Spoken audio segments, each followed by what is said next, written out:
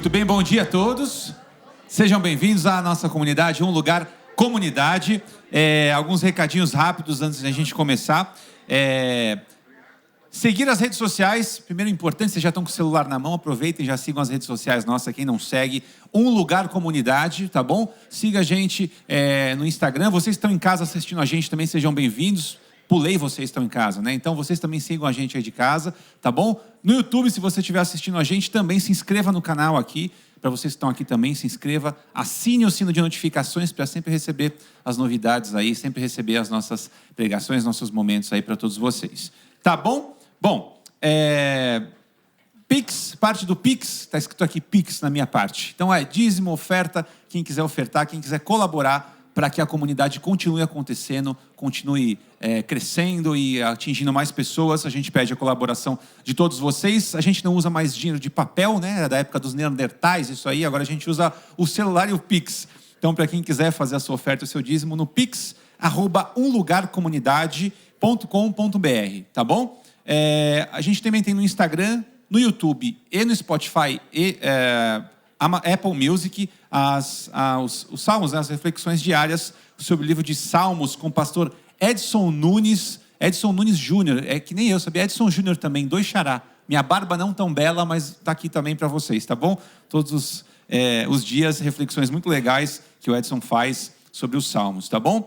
Pequenos grupos, para quem é de São Paulo, aqui, ou tem parente em São Paulo, vem visitar aqui. Convite para quem se interessar em abrir a casa para receber um PG, para quem não sabe, é o diminutivo de pequenos grupos, né?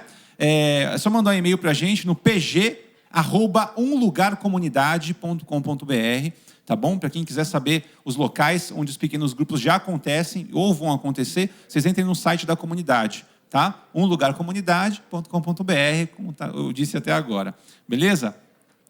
Apenas para quem mora em São Paulo, agora em breve a gente retorna às atividades do coral da comunidade com o maestro Sérgio Pavarini. Os interessados podem acessar o site da comunidade e fazer a sua inscrição também, são todos muito bem-vindos, tá? A gente começa hoje a série Veredas, reflexões sobre o que realmente importa, com a Áquia, que vai estar aqui com a gente já. Tá bom? Celulares no mudo, se puder, para não fazer barulho. Nem no vibra põe, que o vibra às vezes é mais alto que o toque, né? O toque o vibra... Então deixa no mudo, que aí não atrapalha ninguém, né? Vibra até a cadeira do lado da pessoa. Vamos lá, vamos fazer uma oração para a gente começar. Querido Deus, nosso Criador, a gente agradece primeiramente por estar vivo, por estar aqui hoje, por ter a possibilidade de ter acordado, de ter tomado um banho quente, de ter dormido numa boa cama, né? E a gente está aqui hoje para poder aprender um pouco mais do que o Senhor tem para dizer para a gente. Guia as palavras da Áquia aqui para que a gente consiga entender, ter a compreensão e que a gente consiga levar essa reflexão para os nossos dias depois que a gente sair daqui. E acima disso que a gente consiga ter força de vontade durante a semana para que a gente coloque em prática aquilo que a gente acabou de ouvir aqui. Porque a gente às vezes ouve e não pratica, né? E o conhecimento sem a prática acaba sendo um conhecimento que a gente perde. Então fique com a gente, que a gente tenha um bom dia, nos dê um bom dia, e o Senhor também tenha um bom dia junto com a gente aqui, tá bom? Se o Senhor quiser tudo isso, que assim seja. Amém.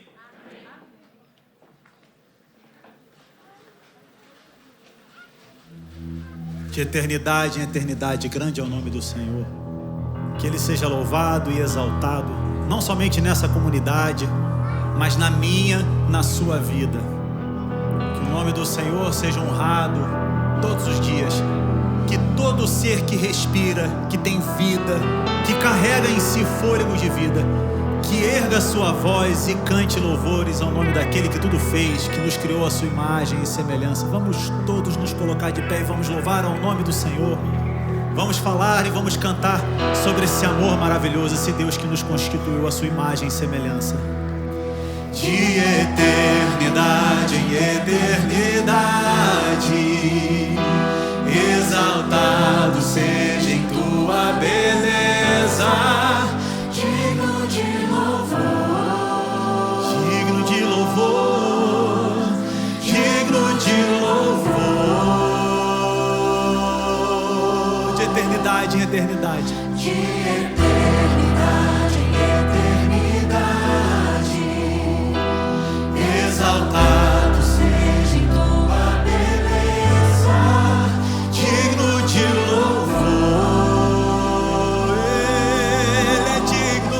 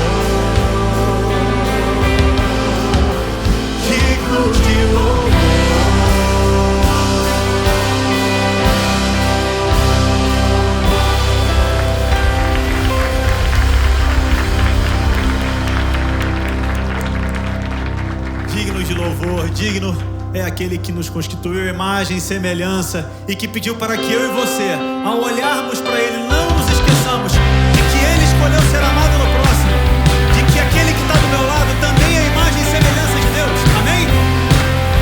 É por isso que Ele nos convida a amarmos uns aos outros. É por isso que a palavra de Deus diz que chegou a hora, e é agora, você olhar para o lado, olhar para quem está do teu lado e reconhecer que Ele também é um filho de Deus e que Ele é a imagem e semelhança de Deus. Ao meu lado, alguém estende a mão.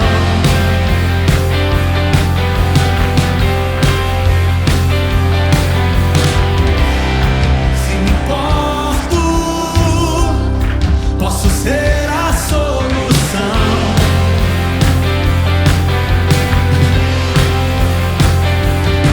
Em seu olhar a falta de amor, em seu semblante existe o clamor.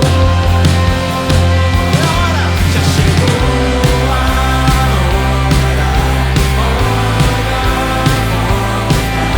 como posso amar e não agir?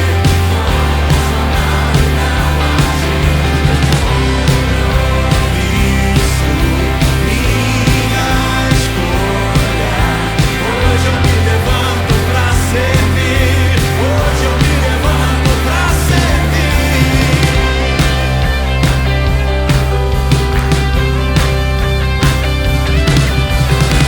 Vamos lá! Deus escolhe ser amado em alguém. Mas se nós amarmos, Ele habita em nós. Se amarmos, Ele habita em nós.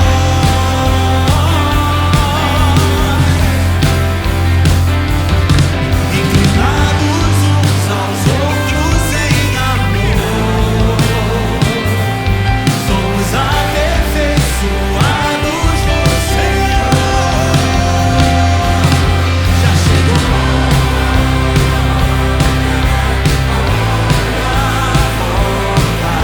Como posso amar e não agir? Como posso amar e não agir? Meu compromisso, minha escolha. Hoje eu me levanto pra servir. Hoje eu me levanto pra servir.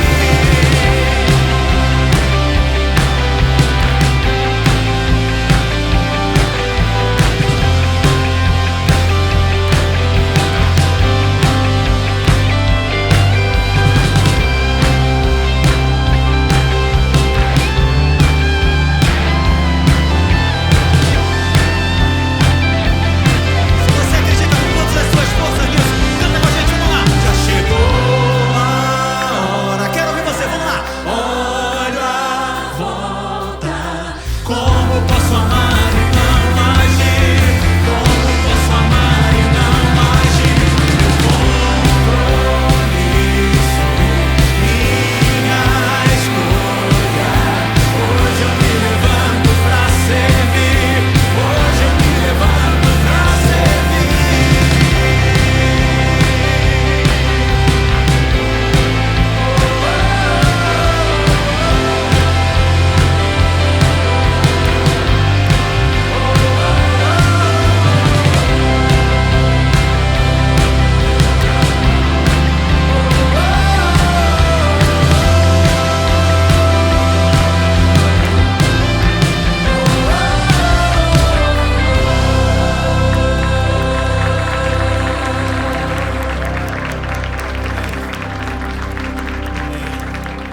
Às vezes a gente se pergunta: como posso eu viver dessa forma? Né? Como posso eu amar ao outro como eu gostaria de ser amado? Nossa tendência é o egoísmo, não é verdade? E aí a gente fica se perguntando: como é possível viver debaixo dessa lógica? E eu queria dizer para você que Deus lhe trouxe aqui para dizer que se nós colocarmos as nossas vidas nas mãos dele, e se nós permitirmos que o Espírito do Senhor faça uma obra na minha e na sua vida, nós seremos capazes de olhar para o nosso próximo e a gente se identificar nele. E a gente querer para ele as mesmas coisas que nós queremos para nós. Que o Espírito Santo venha e faça uma obra na minha e na sua vida de transformação integral, completa. Não há nada igual, não há nada melhor a que se comparar a esperança viva. É a presença dele, tua presença.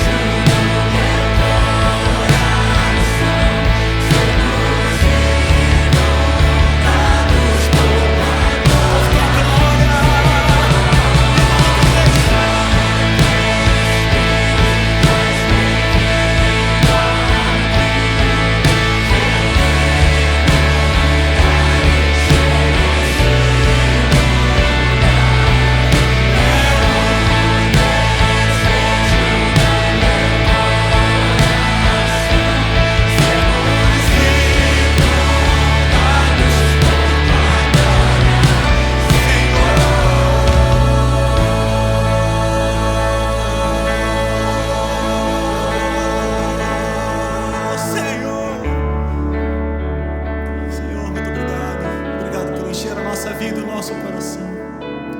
Santo Espírito, és bem-vindo. Faça a tua obra. Vem inundar minha vida e essa igreja. É o desejo do meu coração. Ser luz e inundar-nos por tua glória, Senhor.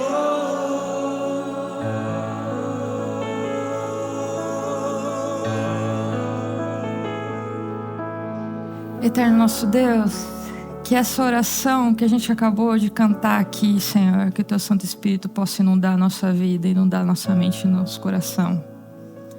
É por isso que nós te pedimos, Senhor, que o Teu Santo Espírito sopre hoje, que Ele nos guie. Em nome de Jesus. Amém.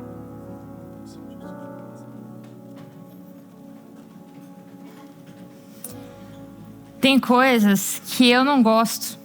E eu não gosto mesmo, eu não gosto de verdade. Quando a gente, sei lá, procura um vídeo e daí a gente está assistindo aquele vídeo porque a gente acha interessante, a gente quer descobrir alguma coisa, e daí quando você espera que a pessoa te diga, te dê uma resposta, ela chega e te oferece um curso para você comprar.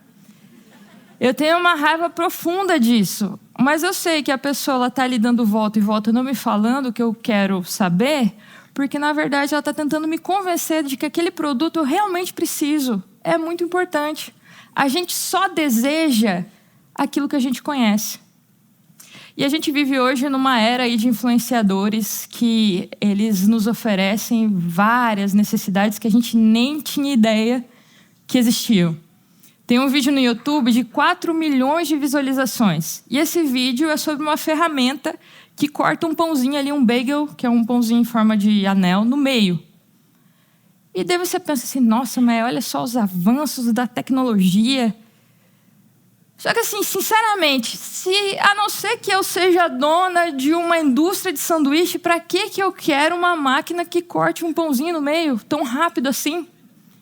E você pode me dizer, mas não é só a questão de você comprar uma máquina, mas é a satisfação, é o prazer de você ver algo ser milimetricamente, exatamente bem feito. E eu sei disso, porque eu também consumo isso. Fico ali horas rodando feed, vendo pessoas fazendo diferentes coisas e memes engraçados. A questão é que a gente nunca foi tão aficionado por telas. Nunca antes. Que o ser humano ele sempre buscou a satisfação dos seus desejos, isso a gente já sabe. Mas será que a gente está vivendo o clímax, quem sabe, da história, de buscar, querer, desejar e ter cada vez mais, e ao mesmo tempo estar cada vez menos satisfeito? É sobre isso que a gente vai conversar aí nas próximas semanas que se seguem. A gente vai conversar nessa série que começa hoje sobre qual que é a proposta do Evangelho. O que será que seria uma vida que vale a pena a gente buscar? Porque a gente tem buscado enlouquecidamente várias coisas, mas qual que é a proposta do Evangelho? Não para a vida futura, não para a eternidade, mas para essa vida aqui que a gente está vivendo hoje. Qual que é o meu papel no mundo? Será que eu tenho cumprido com o meu papel? Será que eu tenho sido responsável por isso? E para a gente se embrenhar aí nessa jornada, nessa nova série, a gente vai utilizar mais 2 livros além da Bíblia. O primeiro deles é O Grande Sertão Veredas, de João Guimarães Rosa, que é um clássico aí não só da literatura brasileira, mas da literatura mundial. E você pode me perguntar, mas para que 3 livros? Porque toda literatura boa, ela trata das questões fundamentais do ser humano. Tem gente que olha para a Bíblia e diz assim, isso daí é um livro de historinha, é um livro de fantasia. Que negócio é esse de cobra que fala? Não existe isso. Não, porque Bíblia é um negócio meio chato, porque tem coisa que repete e eu acho difícil. E tem pessoas que romantizam a Bíblia, tem pessoas que esquecem a Bíblia, e tem muita gente que começa a estudar e logo desiste. Assim como a Bíblia, O Grande Sertão Veredas não é um livro de historinha. Guimarães Rosa ele pegou o que existia de mais pesado e profundo da filosofia alemã de Goethe e ele coloca na boca de um jagunço no meio do sertão de Minas Gerais. e ele vai falar sobre temas extremamente profundos. Também não é um livro fácil de ler. As pessoas elas desistem nas primeiras 100 páginas desse livro. E isso acontece porque a história do Grande Sertão Veredas é alguém contando a sua história para outra pessoa. A nossa memória ela não é linear. Então, você se perde ali na leitura. Ela não é cronológica, não tem capítulos. Eu não tive tantos problemas assim para ler o Grande Sertão, porque, eu não sei se você sabe, mas literatura é um esquema pirâmide, né? Para você entender um livro, você precisa ler outros. Então, antes de ler o Grande Sertão Veredas, eu li um livro muito mais pedregoso, muito mais difícil do que esse, que foi Fausto. Então, porque o Grande Sertão Veredas tem muito a ver com esse livro. E foi um livro extremamente difícil. Então, é a mesma coisa que acontece com a Bíblia, né? Você olha assim, para eu estudar Apocalipse, o que eu faço? Esquema pirâmide. Para eu entender o Apocalipse, eu preciso entender muito bem o Pentateuco, os 5 primeiros livros da Bíblia. Depois eu preciso entender muito bem os livros históricos. Depois eu tenho que passar muito tempo nos livros proféticos. Para depois eu passar ali horas e horas e todos os dias nos evangelhos. Não vai dar tempo de ver Paulo. E quando eu chegar no céu, eu pergunto para Deus sobre o Apocalipse. É mais ou menos assim. É mais ou menos assim. Eu fiz um roteiro que foi um roteiro que não... Foi um roteiro curto, mas que para mim foi longo, porque são 1000 páginas, né? Mas para mim eu senti que foi como se eu estivesse numa trilha. Quando você faz trilha, você passa frio, você passa trabalho, você acorda cedo, você cansa, mas quando você volta para casa você tem o seu chuveiro quentinho, sua cama confortável. Então depois de ler um livro tão pedregoso como Goethe, eu voltei para Sertão Veredas e parecia que eu estava no conforto da minha casa. E o terceiro livro que a gente vai ver, que vai falar sobre esse assunto de qual a vida que a gente deve buscar viver, ele, na verdade, foi uma disciplina da Universidade de Yale, que foi ministrada por Miroslav Volf, que a gente já teve 2 séries aqui sobre esse teólogo, e mais outros 2 professores. Durante essa disciplina, que virou livro, tem até em português o livro que se chama Sobre a Vida e o Viver, eles discutiram qual seria a vida que realmente vale a pena ser vivida. E durante 2 semanas, eles estudavam alguma das tradições religiosas que existem. Então, durante 2 semanas você estudava islamismo, outras 2 semanas você estudava o budismo, outras 2 semanas você estudava algum ramo do cristianismo. Então, eles imergiram em cada uma das tradições e qual seria o correto em cada uma das tradições, qual seria o estilo de vida de cada uma das tradições. Então, a gente vai falar sobre esses 3 livros aqui. Mas... enfim, vocês já sabem que quem vai falar aqui na frente são pastores cristãos. Então, a gente enxerga a vida de acordo com a lente do cristianismo. A gente parte desse lugar, a gente tem esse viés que é o cristianismo. E a primeira pergunta não é tanto sobre... A gente pode até citar aqui algum livro que não seja cristão, mas não é tanto sobre falar sobre qual que seria a proposta de cada uma das tradições ou qual que seria a proposta do cristianismo, mas o nosso maior objetivo com isso é a gente sentar e se perguntar, afinal de contas, como que eu tenho vivido? Qual que é o meu objetivo? Será que eu tenho vivido de acordo com os valores que eu acredito? Qual que é o meu primeiro pensamento quando eu acordo? Qual que é o meu último pensamento quando eu vou dormir? Sobre o que eu penso a maior parte do tempo? Como é que estão os meus relacionamentos? Será que os meus relacionamentos têm profundidade? Tanto com Deus quanto com as pessoas? Então, a primeira dessas perguntas é que a gente vai tentar responder hoje juntos, aqui pensando juntos, que é: o que vale a pena querer? E para eu tentar pensar o que vale a pena querer, eu preciso saber se eu posso querer alguma coisa, se eu tenho condições de escolher alguma coisa. Tem uma teoria que ela deriva do evolucionismo que diz que os organismos vivos eles vão escolher os seus parceiros, a sua moradia e o seu alimento de acordo com o código genético. Então, as minhas escolhas, na verdade, são reações bioquímicas. Eu posso ter escolhas deterministas ou aleatórias, mas nunca livres. Livre-arbítrio não existe. Então, o Yuval Noah Harari ele vai dizer assim que é como se os organismos eles fossem algoritmos. O que seria um algoritmo? Um algoritmo é uma sequência de passos. É como se fosse ele vai dizer que é como se fosse uma receita. Por exemplo, a receita de você fazer café. Você moe os grãos de café, você esquenta a água até determinada temperatura. Esses são os passos. E através desses passos, que é o algoritmo, eu posso prever as decisões que serão feitas, porque eu já coloquei os passos ali. Então, eu posso até modificar algum ingrediente ou outro. Além do café, eu posso colocar leite, eu posso colocar cacau.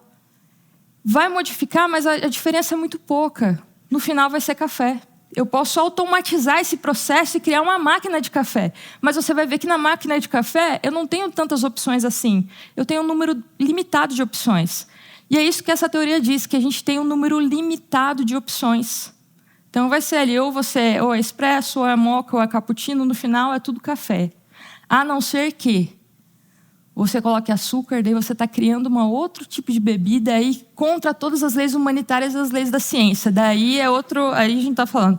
Daí ele fala assim, ó, do mesmo jeito que essa máquina de café, o algoritmo de se fazer café, ele é definido pelas engrenagens mecânicas e as correntes elétricas, o ser humano, as escolhas do ser humano são determinadas pelas sensações, pelas emoções. É isso que vai determinar as escolhas do ser humano.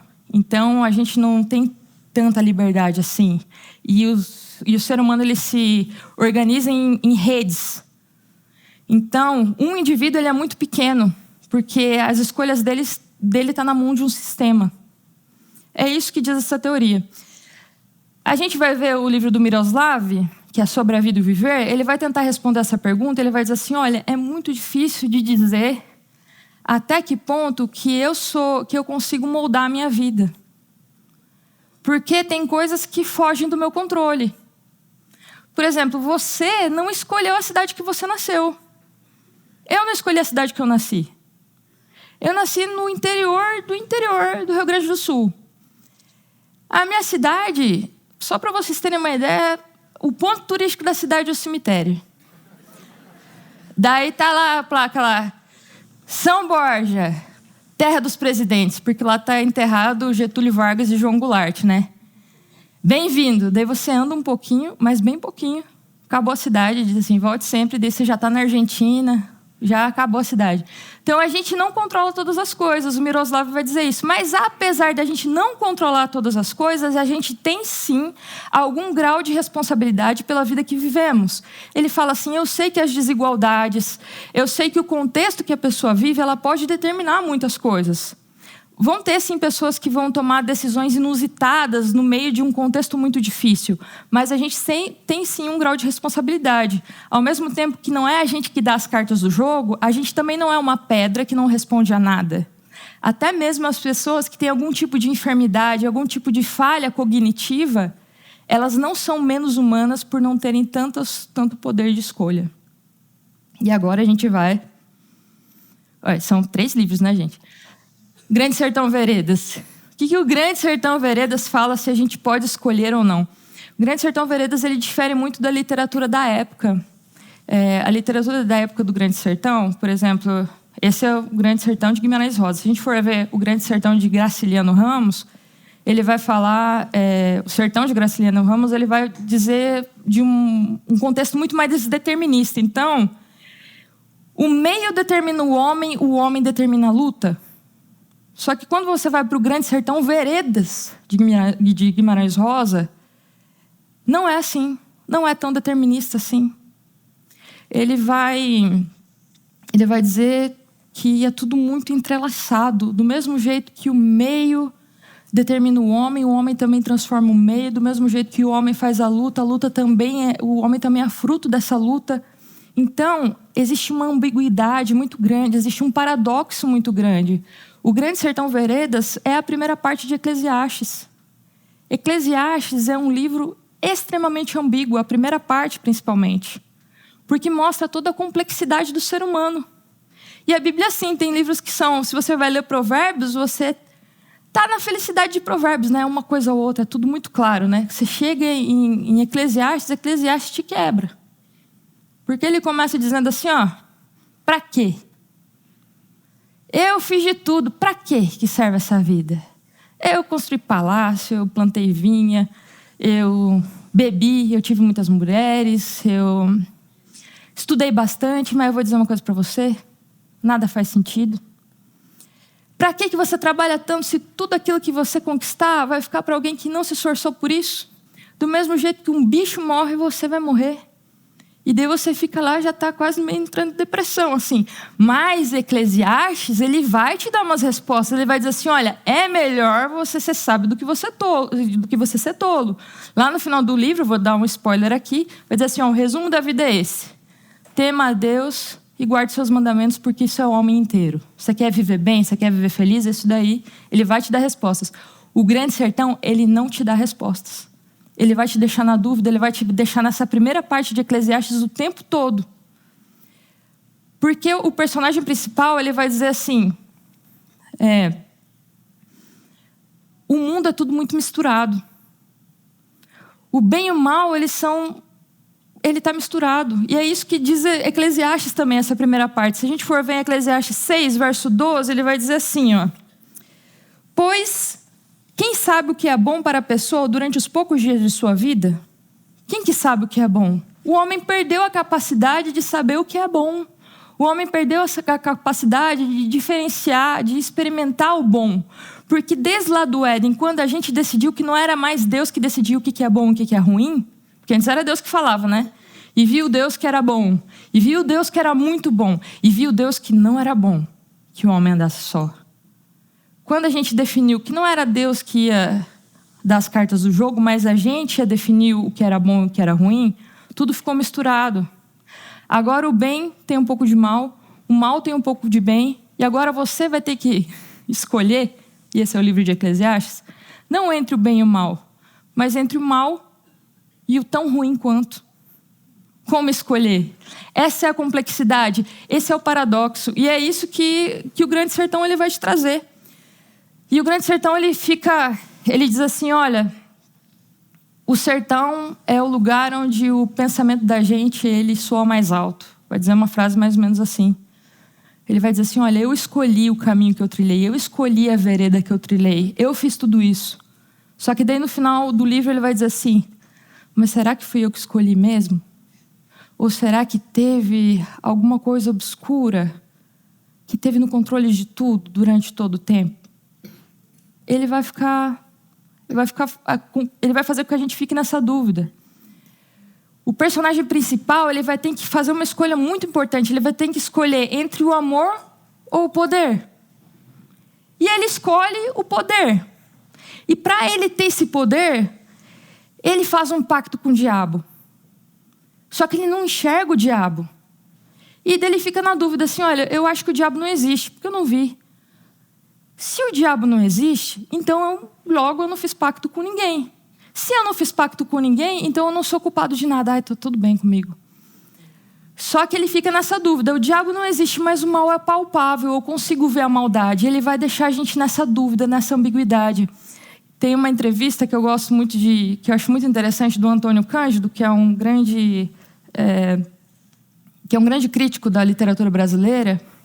Ele foi falar com Guimarães Rosa e com mais outro cônsul, que Guimarães Rosa, além de escritor, ele era diplomata também, né? De Antônio Cândido chegou lá e estava falando da ideologia do Congresso e estava falando assim, olha, essa daqui é a minha posição política, porque eu acho que isso daqui é o melhor para o mundo, é o melhor para o Brasil. Daí o Guimarães Rosa olhou para ele e falou assim, olha, o que você falou tem lógica, eu até posso concordar com você, mas isso não é tão importante assim.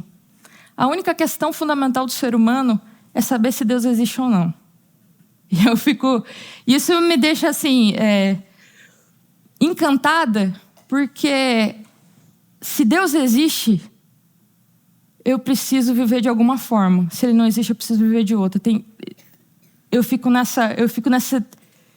nesse dilema quando eu olho para Guimarães, porque essa dúvida ela não permeia, ela não povoa só o livro dele, povoava ele por inteiro também. Deus existe ou Deus não existe? E agora, o que eu faço com isso? Se a gente for olhar para dentro do cristianismo, a gente vai ter diferentes correntes. Algumas que vão dizer assim, que a gente é destinado a algumas coisas, e outras vão dizer que não, que na verdade a gente não é destinado a nada, que a gente escolhe o nosso próprio caminho. Se a gente for ver Deuteronômio 30, e eu acredito que, para mim, esse texto ele responde essa pergunta, se a gente tem poder de escolha até onde eu posso escolher ou não. Deuteronômio 30, Moisés ele vai dizer assim para o povo: olha, eu vou colocar aqui as opções para vocês escolherem. Vocês têm várias opções aqui. Bênção ou maldição, vida ou morte. Pode escolher à vontade. Mas eu vou dizer para vocês, olha, escolham vida para que vocês vivam. Isso não quer dizer que Deus é uma criança birrenta de 5 anos de idade que diz assim, olha, se você não me escolher, você que se vira, eu quero que você morra. Não é isso. Mas não existe vida longe da própria vida que é Deus. Jesus ele falou assim, eu sou o caminho, eu sou a verdade e eu sou a vida. Eu sou a própria vida. O ser humano ele foi feito de matéria, mas o sopro de Deus. Então não existe vida longe, sem essa conexão com o divino. Longe de Deus, o que existe é um caminho de morte. E hoje a gente vem sentindo esse gosto de morte no mundo que a gente vive. Enfim, agora a gente definindo que a gente tenha algum tipo de escolha entre vida e morte, mas que, quem sabe, é difícil de discernir porque o mundo é complexo, a gente vai ver se eu posso escolher o que eu quero, o que vale a pena querer, né? O mote que tem movido a humanidade até aqui, ou a maioria das propagandas, desde que eu me conheço por gente, o que importa é ser feliz. Isso vai ser passado aí na maioria dos filmes. Olha, o que importa é você ser feliz. Você está feliz? Então está tudo certo. Só que a gente tem na história pessoas que não escolheram felicidade. A gente tem... O que a gente vê, né? Tipo assim, qual que seria a vida ideal? Qual que seria a vida plena? Seria uma vida longa, uma vida saudável, uma vida feliz. E tiveram pessoas que não escolheram uma vida longa, não escolheram uma vida saudável e nem tampouco escolheram uma vida feliz. Uma delas, você com certeza conhece, que é Martin Luther King. Ele morreu com 39 anos.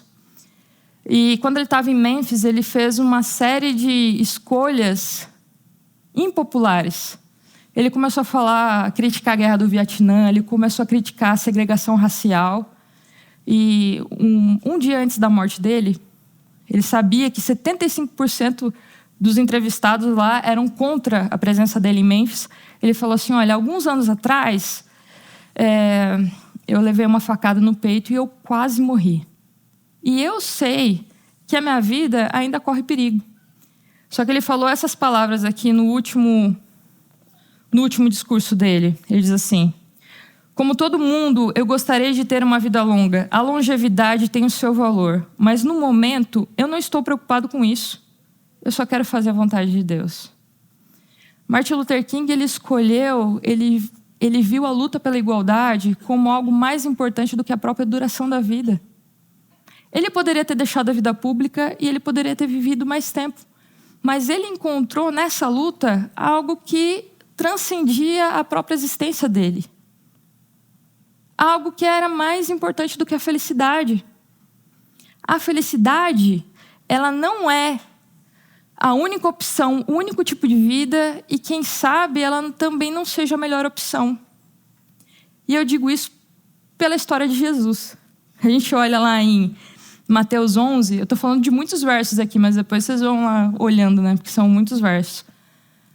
Em Mateus 11, João Batista ele foi preso e ele pede para que os seus discípulos vão lá perguntar para Jesus se Jesus era Jesus mesmo ou eles deveriam esperar por outro, né?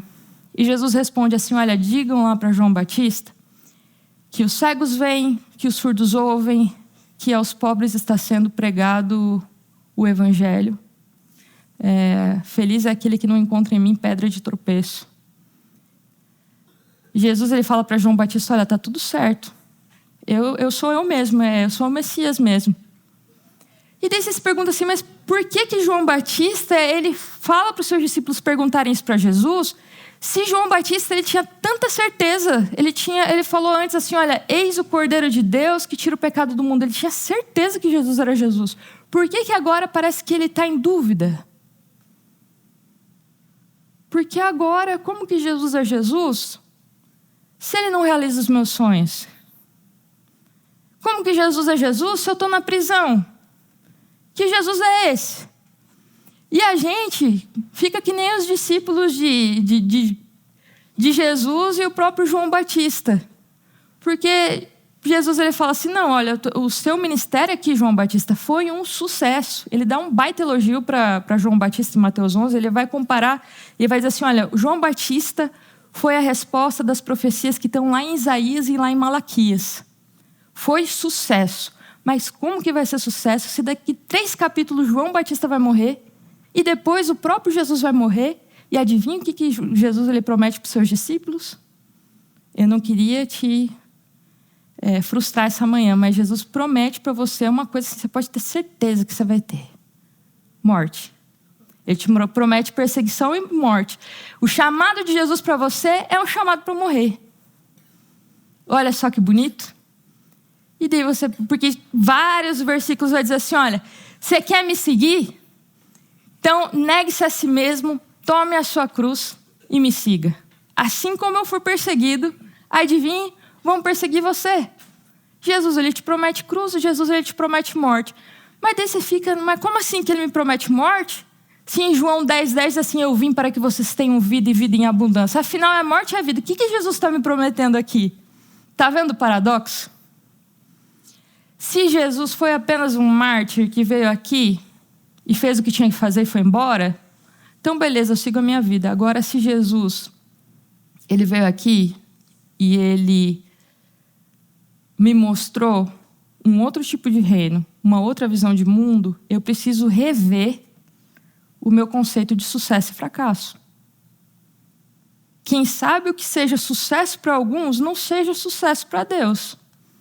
Quem sabe o que seja vida para alguns, não seja vida para Deus. Quando a gente fala em morte, né, eu vejo, tem muitos sermões sobre, tome sua cruz. Então, o que seria tomar sua cruz e negar a si mesmo? Nossa, eu estou com vontade de comer chocolate, eu preciso negar a mim mesmo, então agora eu não vou comer chocolate. Isso é difícil para mim, mas eu tenho um amigo que não gosta de chocolate, então... O que seria negar a si mesmo? O pecado, ele não é um comportamento, ele não é um ato. O pecado... é o que a gente já falou aqui, é o fato de eu achar que eu existo longe da fonte divina que é Cristo. Carregar a cruz é Jesus virar para você e falar assim, olha, você está num mundo desgraçado. Você está num mundo de pessoas que não vão amar você, que vão odiar você, porque você seguir o caminho de Jesus é você ir contra a base da sociedade, que é uma base de injustiça, de privilégios. Então, você tem que ser amigo das pessoas certas, você tem que falar de um jeito que agrade as pessoas certas. E Jesus falou assim, olha, não é assim. Você quer amar as pessoas? Ele usa até palavras duras, né? Quem amar o seu pai e a sua mãe mais do que eu, não é digno de mim. E aí você pensa assim, mas agora eu vou ter que brigar com a minha família? Não é isso, não é que eu tenho que amar menos meu pai e minha mãe. É que quando eu amo a Cristo, é aí que eu posso amar de verdade. Porque o amor de Deus é o amor incansável. É aquele que ama quem não merece. E não pense você que vivendo desse jeito você vai atrair só amigos, porque você vai ir contra a base dessa sociedade. Então carrega a sua cruz, meu filho, você está num mundo desgraçado. Que quando você buscar fazer o que é justo, as pessoas vão atropelar você. E vai parecer que você vai estar perdendo vida quando você decidir fazer o que é certo. Mas eu vou dizer uma coisa para você. Mesmo vivendo nesse mundo desgraçado, não se dobre a essas coisas. Carrega a sua cruz. Seja íntegro. Viva a vida que eu estou dizendo para você viver. Não é que agora eu não vou ter mais prazer. Porque o livro de Eclesiastes, ele fala também que a vida é a gente aproveitar os pequenos momentos. É comer e beber. É você viver, passar a sua vida ao lado das pessoas que você ama. É você gastar o seu salário em coisas que te dão prazer. Não é você ter grandes conquistas, mas a nossa vida é feita dessas pequenas coisas. Mas para que eu devo morrer? O que significa morte e o que significa vida? Eu preciso morrer para uma vida que me faz enxergar o outro não como indivíduo, mas o outro como um objeto, como uma extensão de mim. Então eu uso o outro para qualquer coisa, porque o que vale é eu ser feliz, o que vale é eu satisfazer os meus desejos. E quando eu olho para Jesus, eu vejo uma vida de entrega. Não é que agora eu preciso ser mártir, agora eu preciso correr para morrer cedo, morrer rápido. Essa não é a proposta de Jesus, mas ele me dá uma outra proposta de vida. E para terminar, eu queria lembrar vocês uma figura icônica, que é Paulo em 2 Coríntios, que ele fala assim: olha, eu fui preso várias vezes, eu apanhei 3 vezes com vara, eu fui apedrejado uma vez, eu sofri 3 naufrágios, eu fiquei na mão de assaltantes, eu fui traído pelos meus amigos, passei fome, frio, nudez. E você vai lendo 2 Coríntios e diz: meu Deus, mas passou tudo isso, eu já desistiria por muito menos. Mas ainda assim não desanimamos. Daí você pensa assim: Paulo é louco, né? Daí ele fala assim: vocês acham que eu sou louco? Eu tenho uma coisa para contar vantagem para vocês. E sabe o que eu tenho para me gloriar? Sabe o que eu tenho para contar vantagem para vocês? Eu me glorio nas minhas fraquezas. E você pensa assim: realmente ele é muito louco, porque não tem lógica nenhuma. Porque quando eu sou fraco, é que eu vejo como Deus é forte. Eu estou em busca das coisas invisíveis, porque as coisas invisíveis são as que têm peso de eterna glória. Tem uma frase de Eliot que fala assim: acreditar no sobrenatural é crer que o sobrenatural é a maior de todas as realidades. Que eu e você, a gente torne o sobrenatural, o mundo invisível, manifesto para as pessoas que a gente encontrar. Que a gente possa carregar essa cruz, que é viver num mundo de pessoas que vão odiar a gente, sem motivo nenhum, que vão querer pisar na gente, que a gente possa amar os não amáveis, porque a gente também não é muito amável, mas a gente foi muito amável por Deus. Não sei quais são as veredas, qual é o leque de escolhas que você tenha, mas que você possa escolher morrer para esse mundo e viver para um outro tipo de mundo, para uma outra realidade. Senhor, nosso grande Deus, eu te agradeço aqui porque o Senhor nos deu um outro plano de vida, o Senhor nos deu um outro conceito de sucesso. E eu te peço, Senhor, que a gente consiga viver por essa complexidade que é o mundo agora, mas viver com a certeza de que o Senhor tem nos guiado, viver com certeza, Senhor, de que existe algo maior do que nós, existe uma proposta melhor do que ter um apartamento, ter um carro. Esse mundo, ele é muito pobre de sentido, pobre de propósito, Senhor. Mas que a gente possa ter sentido na vida em Cristo Jesus, que a gente possa aproveitar esses poucos dias que o Senhor nos deu com as pessoas que nós amamos, com a nossa família, com os nossos amigos, que os nossos relacionamentos sejam profundos. E mais do que tudo, Senhor, para que a gente ame as pessoas verdadeiramente, que a gente possa ter um relacionamento profundo com a pessoa de Cristo Jesus. É por isso que nós pedimos, em nome de Jesus, amém.